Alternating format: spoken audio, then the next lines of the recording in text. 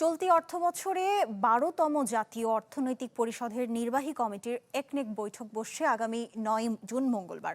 এদিন বৈঠকে তোলা হবে নতুন সংশোধিত মিলিয়ে ১৩টি প্রকল্প।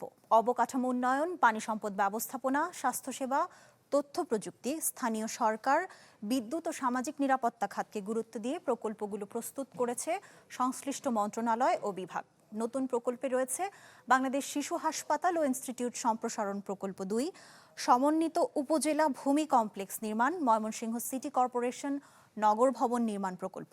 এছাড়াও সংশোধিত প্রকল্প হিসেবে থাকছে ঢাকা সিএমএইচ এ ক্যান্সার সেন্টার নির্মাণ সহ মেয়াদ বাড়ছে দেশের ৬৫৩টি মাদ্রাসায় মাল্টিমিডিয়া ক্লাসরুম স্থাপন প্রকল্পের।